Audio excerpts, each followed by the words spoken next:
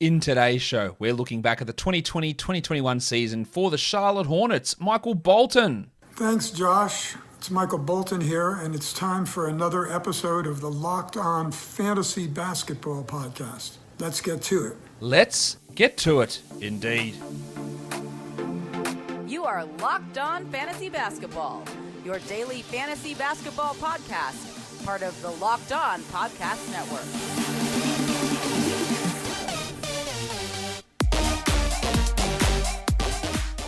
Hello and welcome to the Locked On Fantasy Basketball Podcast, brought to you by Basketball Monster. My name is Josh Lloyd, and I am the lead fantasy analyst at basketballmonster.com and at Yahoo Sports Australia. And you can find me on Twitter, as always, at redrock_bball, and on Instagram at Locked On Fantasy Basketball. The NBA playoffs are here. Don't miss the big storylines that you can find every day on the Locked On NBA podcast. Follow the Locked On NBA podcast on the Odyssey app or wherever you get podcasts. All right.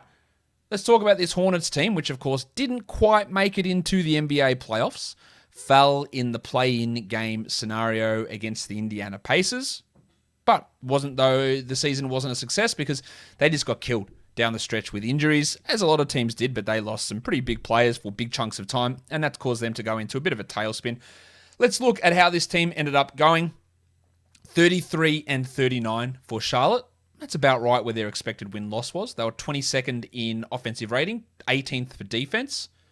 They had a pace of 20th, which I think can probably pick up in the future. At this point, they've got the 11th pick in the draft. Now, a very, very low chance, like 8% chance of moving into the top 4. So they're likely going to end up with this 11th pick. A 78% chance they end up with pick number 11. And they have two very late seconds, 56 and 57. So not the greatest spot there. They're sort of in that consistent Charlotte Hornets area of just sort of middling around that area. Of course, last year was great to get that pick, that they did get at pick number 3 and also have the best player in the draft fall down to them at number 3. Quite a bit of luck going their way there, but they need to be able to build on that now. And let's look at what they have going on for free agency. Some big decisions here. Devonte Graham and Malik Monk are both restricted free agents. Monk, a guy who was picked in that 11 area a couple of years ago, hasn't really lived up to expectations. Graham, a second-round pick who blew up in 19-20 and then really regressed this year. His offers will definitely be coming down in terms of the amount that he would have got if we had assumed he was a free agent last offseason, for example. That'll be coming down. Whether they don't really have a huge need for Devonte Graham, I don't think. So I think there's a big chance that they can lowball him, or they just won't match if another team... He's one of the most gettable restricted free agents out there, I think. Maybe sign and trade, who knows. And then they've two centers who are unrestricted. CODY ZELLER and Bismack Biyombo. Highly doubt Biyombo's back. I think Zeller is back because he just feels like a Charlotte Hornet player. They'll just always... He's like their Nick Collison, basically.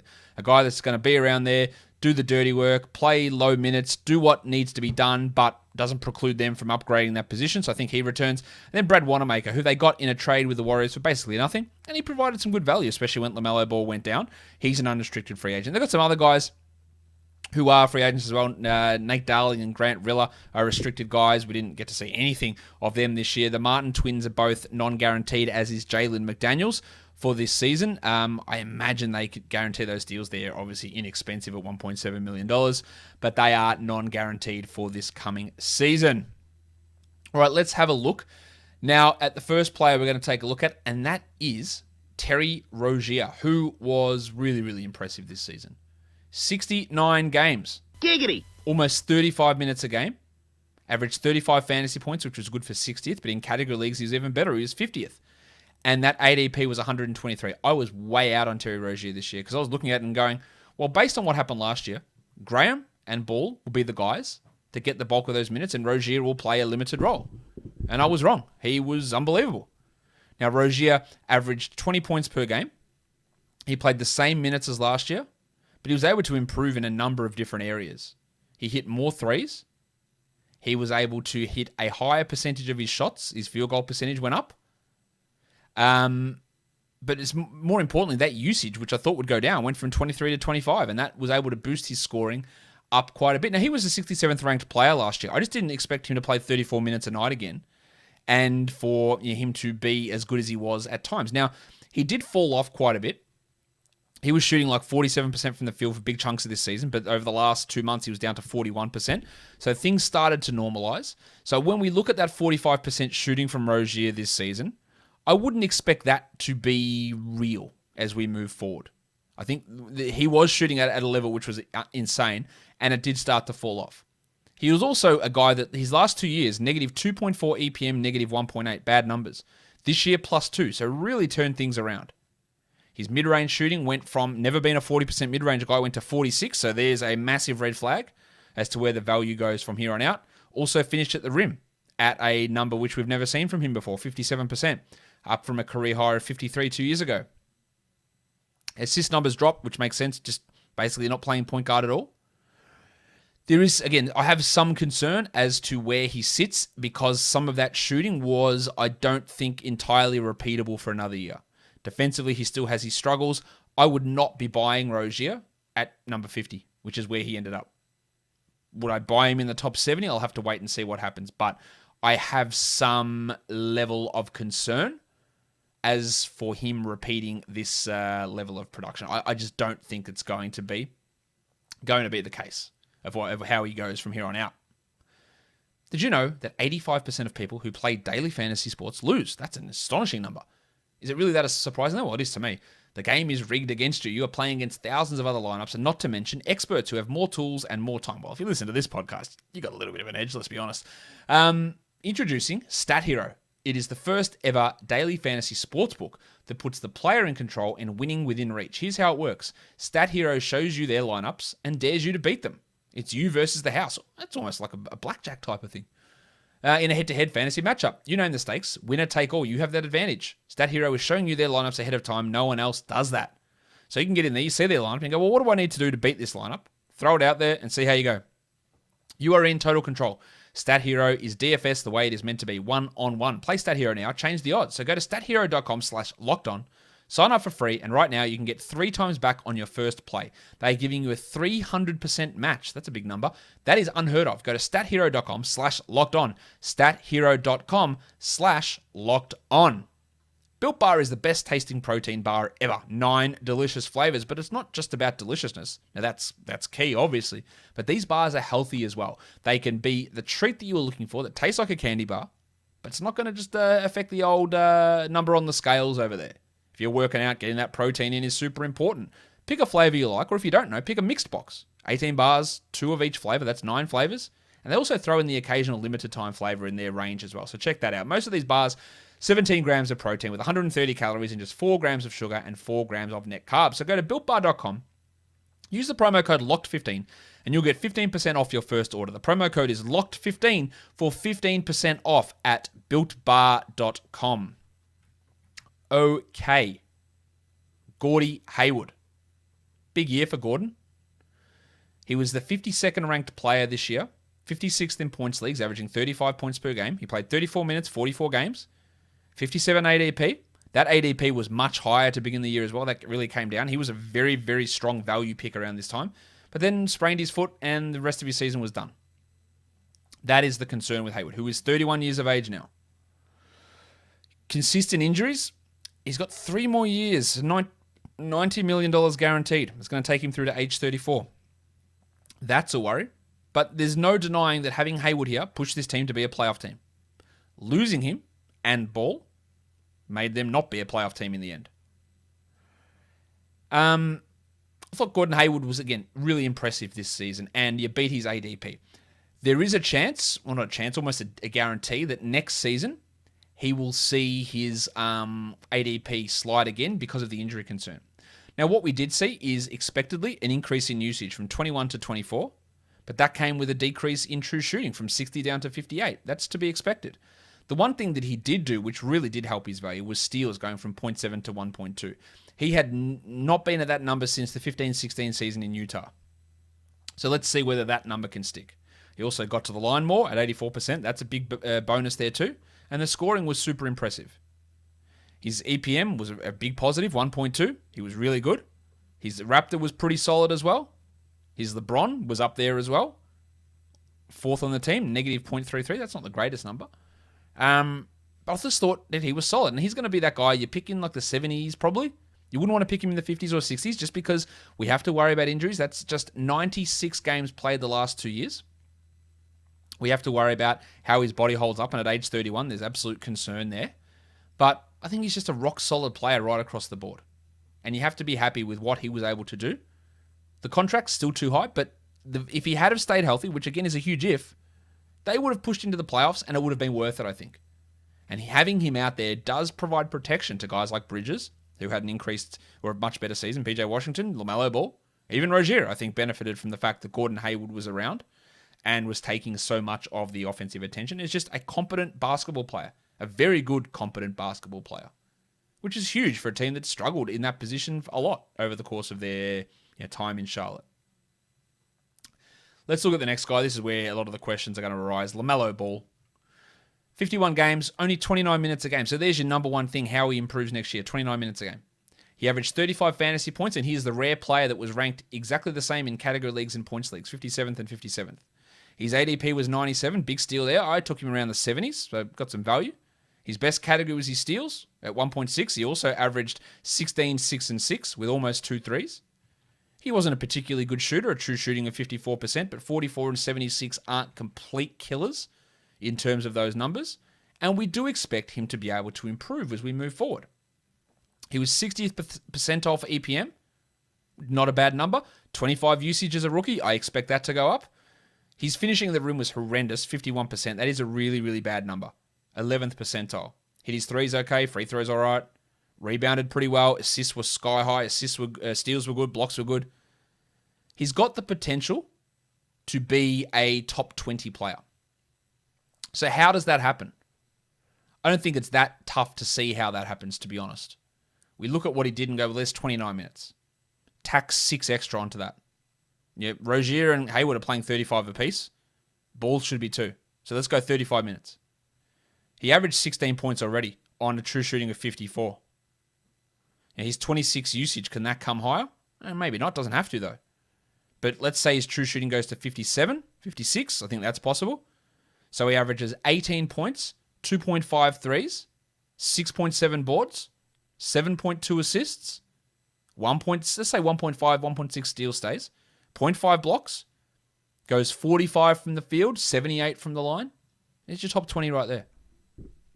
Would I draft him in the top 20? Probably not. Would I do it in the top 40? I think I would. Yes, that's a 17-spot increase from this year. But give me the 6 minutes and do everything else the same. 6 minutes extra. Maybe it's 5 minutes extra. And you're there already. I feel really confident about what LaMelo is going to bring as we move forward. In a dynasty league, he should be viewed as a top 15 asset, I think. Again, you can hit top 20 in year 2. That means top 10 is not out of reach. The top 10 is absolutely not out of reach for LaMelo Ball in the next 5 years. He is not 20 years old yet. So there is a ton of growth still to come. He's nowhere near his ceiling. Again, 16 points. This guy can easily get to 20 points in his career. Easily. He is not his brother. He is a much higher usage player who still generates rebounds, assists, and steals. Hits threes. The shooting's not horrendous.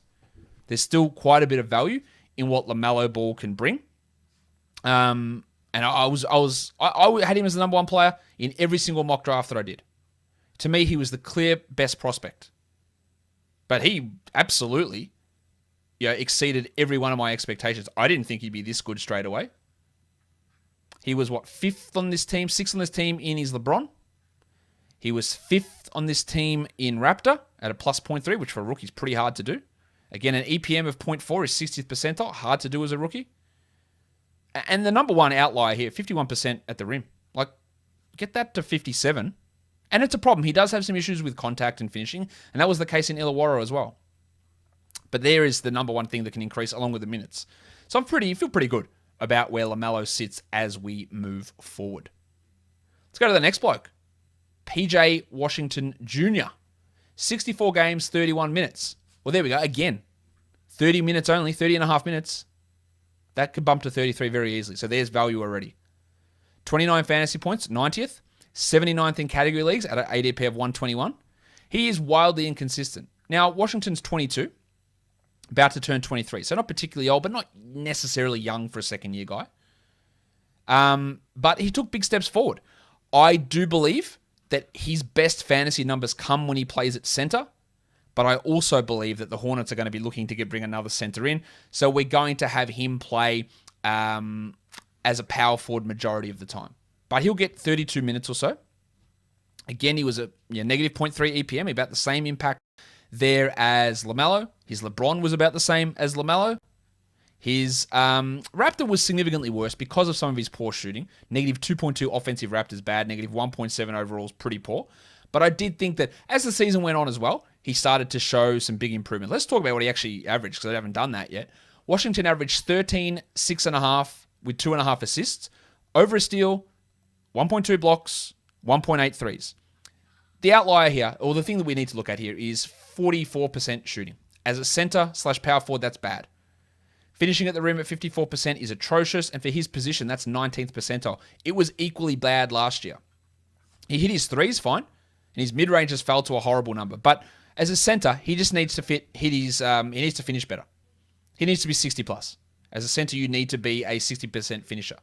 Blocking, great. Steals, great. Passing, improved. Rebounding, okay, not great, but solid enough. When I look at what PJ did, I think he's going to remain inconsistent. Is he a key piece? Is he a core player that you want to rely upon? I'm not convinced about that, but there's definitely enough there. Top 50 upside? Yeah. Yep. Higher than that? Probably not.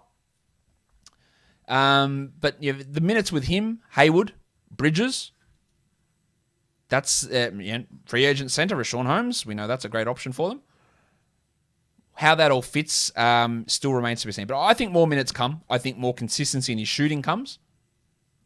And that leads him to probably crack at least top 60 next season.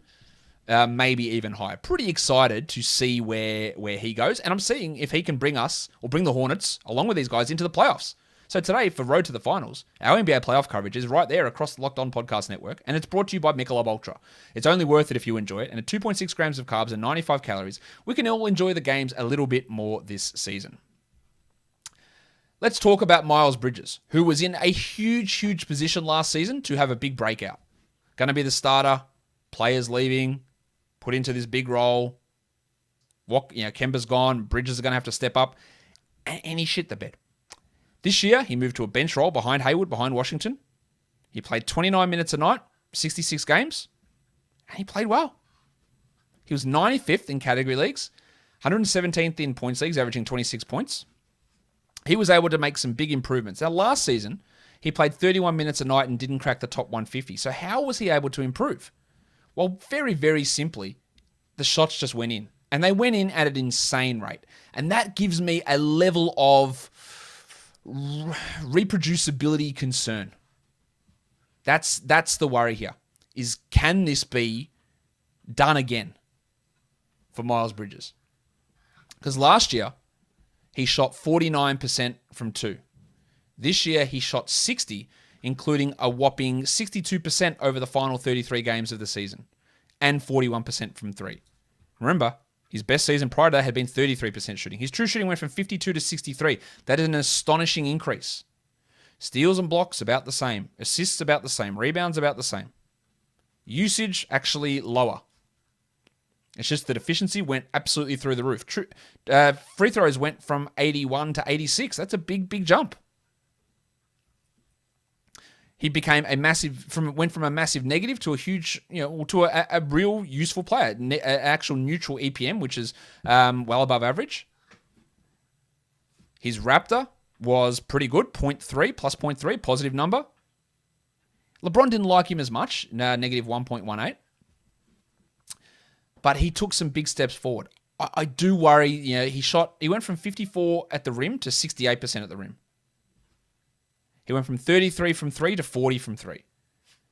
He went from 81 at the line to 87. So we've got big improvements right across the board. One thing I was impressed is his shot selection changed. He didn't take as many shots at the rim. Sorry, try again. He didn't take as many mid-range shots. Now that's good because he only shot him at 29%. But he cut that out of his game. It was finishing at the rim, which he is good at.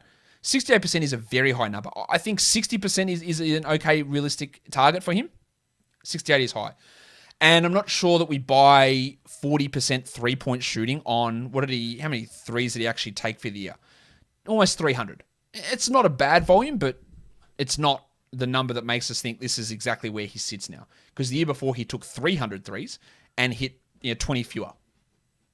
And that's all the difference is over the court between a 30% three-point shooter, 33% three-point shooter or a 40% three-point shooter, it's 20 made threes for the year. That's the difference, right? So we have to think that, he has a couple of off nights and that number can go down very easy. All right, so that's where we have to have a level of caution with Bridges. But he is a guy that you would imagine, or I would imagine, is in a backup role again next year. And then eventually, he's 23. When he gets to age 25, if he sticks around, he will just slide in and take over Hayward's role. I could also see Hayward moving into a Joe Ingles, sixth man, I handle the ball in the second unit role. Very, very... I know they're paying him a lot of money, but playing 30 minutes in that second unit, there could easily become a spot where Bridges does exceed Hayward's production. Because, Hayward's 31. He gets to 33, he just might not have it anymore. That's a possibility. And that switch might come. But do the Hornets persist with Bridges here? He played 29 minutes a game. Does he get that level of a role? You would hope so, behind Bridges and Hayward, that he just gets every one of those backup minutes there. And that's enough to have him get value. Real steal at 129 in drafts. I wouldn't be reaching into the top 100 for him just because I have some concerns over that shooting maintaining. And I think you should have some of those concerns there as well. Guys, if you are the hiring expert for your company, what you really need is help making your shortlist of quality candidates. You need a hiring partner who helps make your life easier. You need Indeed. Indeed is the job site that makes hiring as easy as 1, 2, 3. Post, screen, and interview all on Indeed. Get your quality shortlist of candidates whose resumes on Indeed match your job description faster. Only pay for the candidates that meet must-have qualifications, and schedule and complete video interviews in your Indeed dashboard. Indeed makes connecting with and hiring the right talent fast and easy. And with tools like Indeed Instant Match, giving you quality candidates whose resumes on Indeed fit your job description immediately, and Indeed skills tests that on average reduce hiring time by 27%. According to Talent Nest, Indeed delivers 4 times more hires than all other job sites combined. If you're hiring, you need Indeed. So get started right now with a free $75 sponsored job credit to upgrade your job post at Indeed.com/locked. Get a $75 credit at Indeed.com/locked. Indeed.com/locked. Offered valid through June 30th. Terms and conditions apply. All right, let's talk about the next guy. Devonte Graham. Yeah, real disappointment from Devonte this season. He was a big surprise last year for sure. He only played 55 games. He averaged just 30 minutes a night. He got 27.5 fantasy points, 101st, 117th in category leagues, despite an ADP of 88. I was a little bit hesitant of him being drafted around that area just because we didn't know what LaMelo would do. I didn't think that he'd be as bad as he was. He still hit over 3 threes a game, but that field goal percentage is horrible. 38% shooting is terrible. So he ended up averaging 15, 3, and 5.5 with 0.9 steals on 38 and 84. He still hit 37% of his threes. Unfortunately, he hit 38% of his twos. He finished at 40% at the rim, and that was a consistent thing last year, 44%. Just could not get to the rim and cannot finish at the rim. He hits free throws well. Terrible rebounder. Pretty good passer. Defensively, not great. But interestingly, because of his ability to space, his EPM was sky high. Plus 2.4. Last year it was 1.8. He led the team in Raptor at 2.4. He led the team in LeBron at 0.73. So for all of the shit that he gets for missing so many shots, and I gave him plenty of shit because he just couldn't hit anything. Like, that's really terrible shooting. Somehow, he was able to be a massively positive influence. He doesn't take any mid-ranges really at all. A ton of threes and hit them at a pretty good rate. But yeah, somehow able to, and despite not being a good defender, being a very efficient offensive player is very, very intriguing. I wonder what that means for him. You'd think that his value does dip just because he lost that job to Ball, and I'm not sure how well those two guys can play together long term. But the advanced numbers are super interesting. He does need to finish at the rim better. I'm not sure that he ever does. But those advanced numbers are absolutely, truly surprising. If you punt field goals for Devonte Graham in a category league, of course, he ends up being the 81st ranked player. If he starts to finish at the rim at even a below average 25th percentile type rate, yeah, his value increases again, maybe top 75. Last season, he was the 58th ranked player. He played 5 fewer minutes per game. That's going to be the concern with LaMelo around. The assists dropped by 2.5 a game, almost. And his overall usage fell from 24 to 21. But in terms of production for the team, he was pretty solid. He was better than last year. His role is really curious. He might be a bit of a buy low. Now, he is 26, so that dynasty value is hurt there. But I would just watch to see if people are selling off based on last year. I think there is some level of hope that he can be a useful enough player. Probably not back to top 60, but a player that can be better than he was this season. I think there is some hope for that. CODY ZELLER, 206th ranked player for category leagues. He played 48 games, 21 minutes. Averaged 22 Yahoo points. That's 169th. Averaged 56 or shot 56% from the field. Averaged 9 and 7. 0.4 blocks is horrendous. 71 from the line's all right. Zeller is not 29 yet. He's a few months away from turning 29, which I think shocks a lot of people. He's just a solid player. 0.2 EPM is all right. True shooting of 60 is pretty good. 63% at the rim. 71 from the line. Very good offensive rebounder. Yeah, even for centers, he's a pretty strong offensive rebounder. Block rate's all right, but not great. Always does well in advance. Raptor, he was third on this team in Raptor. Second on this team in LeBron. Always seems to be useful there. And I think he's the perfect guy to come in and will have on this team as a 20-minute-a-night center. I don't think he's ever going to be a useful fantasy player, but he can be a pretty good real-life option. Malik Monk. There are plenty of Malik Monk truthers out there. I get them dropping comments on videos and tweeting at me, talking about how good he can be. Why won't they just let him cook? He's awesome. Because he's one of those guys that he has a good game, and you get excited. So, oh, shit, Malik Monk had 30. He hit 7 triples. Let's go. But, again, like so many of those players, that when he has a bad one, you're all real quiet. Let's shut up shop there. Now, to be fair to Monk, again, he had injury concerns. And advanced stat-wise, he was much better this year than he's been at any point in his career. But that's still a negative 47th percentile EPM. Now, last year he was 7th percentile. The year before that, 23rd percentile. His rookie year, 7th percentile. So he's been actually dreadful for his whole career. Stepped it up this year. True shooting got to 57, so it's above league average. Doesn't finish well at the rim. Or didn't finish well at the rim this year, but hit his threes at 40%. And a guy that came in as a reputation as a shooter, it's the first year he's hit over 34%, but he hit him at a good rate. His playmaking's all right, but I wouldn't want to entrust much to him. He's 23. He played 21 minutes a night.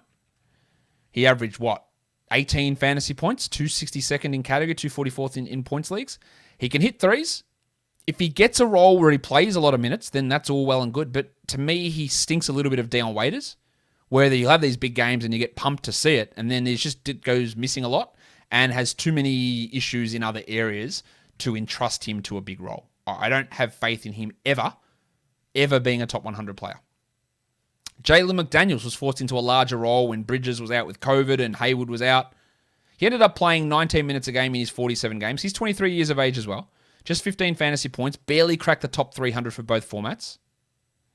He averaged 7 points, 0.6 steals, 0.4 blocks, 4 boards, 47 and 70, 33% shooting. He had some moments, but in the end, he was just overtasked. He wasn't in a position to be what the Hornets needed him to be. Advanced numbers were rough. He did finish at the rim pretty well, but hasn't quite got the shooting down pat, is not a playmaker of any sort of note. Defensively, he's okay without being sensational. But offensively, there's a long way to go. And his advanced numbers, LeBron and Raptor, were pretty rough, and his EPM was pretty rough as well. I don't think there are, again, with Bridges, Hayward, Washington, all ahead there, McDaniels is going to be a bit part player for quite a long time if he ever gets anything more than that. Bismack Biyombo, not really sure where he goes. He's 29, but I'm not sure he's a real 29. I think that he doesn't play like a 29-year-old. Injuries. I think you got to view him as more of a 30, 31-year-old, I think, in terms of production. 66 games played, 20 minutes a game. 16 Yahoo points, 280th. He was outside the top 300 for category leagues. Not sure the Hornets will be, rushing to bring him back. Absolutely horrendous advanced stats. Has not been in the top half of EPM since his first stint in Charlotte in 2015. Great offensive rebounder, very good shot blocker, but it doesn't translate to any sorts of good on-court production. The worst player on this team, according to LeBron. Pretty low in the other advanced metrics. The one block is nice, and we know we can stream him for that, and field goal percentage when his minutes have to be pushed up, but there's just so many other holes in his game that it's not worth considering him to do too much more than that. Brady Wanamaker, 61 games, 17 minutes. He was much worse this year than what he was last year, and he's 32, so you have to worry and go, maybe he's just not good anymore. He did improve when he got to Charlotte, but the numbers were pretty poor. Doesn't finish at the rim well. Hit 19% of his threes. He hit 41% as a rookie in Boston. And again, he's 31. Hits his free throws well. So there is room for him to improve there, but not a guy you want to rely upon. And the guys from here for Hornets, not much to talk about, to be honest. Cody Martin and Caleb Martin, they did get some increased value this season. We saw them, especially down the stretch, and it seems to happen a lot with these guys, is, guys get injured, they jump in, and they do okay. But, what are they as players? 12 fantasy points. They average remarkably similar numbers. 12.27 for Cody. Averaged 16 points per game. Cody averaged 4 points, 3 rebounds, 1.7 assists, and 0.7 steals. He's an okay defensive presence out there, but I think the offense is just too big of a hole to try and overcome. And Caleb's offense is a little bit better. I just don't really see it for him. He's 26 years of age already, Cody Martin. We're about to turn 26. Same as Caleb, obviously. Shot 44%, but nothing more than at absolute best case scenario, Kenrich Williams, I think. Caleb's a little bit different. He is more of a scorer, but averaged basically exactly the same fantasy points, 15 minutes a game.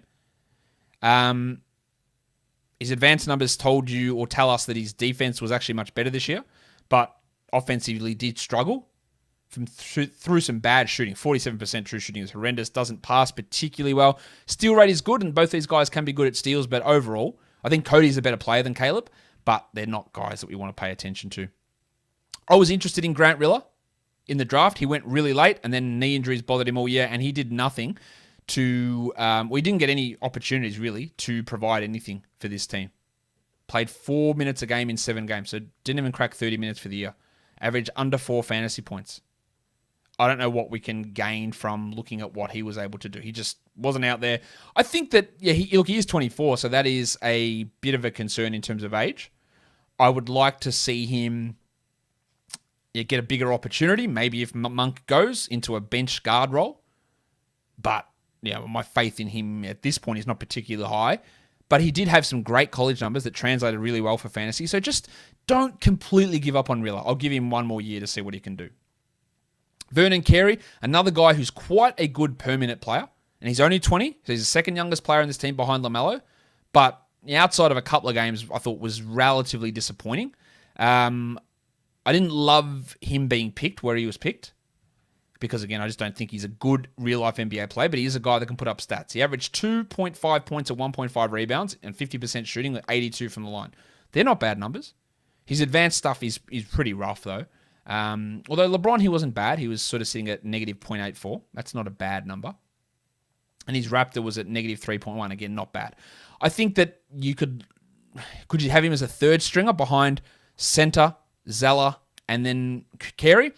Do I prefer him over Nick Richards? Obviously, absolutely. But, top 200 maybe best case scenario. Nate Darling, I don't think there's anything to say about him. And then Nick Richards, as I said, again, barely played, shouldn't have played, probably shouldn't be back next season. Not a lot, I don't think, to get interested in with Nick Richards. Now let's answer some questions you guys had about this team. Nurkic Circus. Can I draft LaMelo with my second round pick next year and still be considered sane? I think you're almost taking him at ceiling, so I probably wouldn't want to do that. But there is a lot still to water to go under the bridge to decide that. I don't think that's going to be the right move yet. Josh, whose name is written upside down, do you think Miles Bridges has the potential to be the second best player on the Hornets in the next 3 to 4 years? Well, Hayward's aging out there. LaMelo's your number one. Rozier probably drops off. And it comes down to Washington and Bridges. So, yeah, he has the potential. They're probably going to be too good to get a high lottery pick. Now, that could change if they jump up this year. But, yeah, I think there is a possibility of that. Marco says, is there any chance that the Hornets going after Lonzo to pair the brothers together? I would say no chance of that. Are they going to move Graham, Rozier, or Hayward? Daniel Purchase says. Graham's a restricted free agent. They may move on from him in a sign and trade. Rozier and Hayward, cannot see that happening at all. And Vegeta says, which free agent would be the perfect addition to the Hornets this offseason? You know the answer to that. Say it along with me. It is Richaun Holmes. Richaun Holmes would be absolutely perfect, I think, for this team. Guys, that'll do it for me today. Don't forget to follow this podcast, Apple Podcasts, Google Podcasts, Stitcher, Spotify, and on the Odyssey app on YouTube. Hit the thumbs up, ring the notification bell, leave your comments down below, share it with your friends. Guys, we are done here. Thank you so much for listening, everyone. See ya.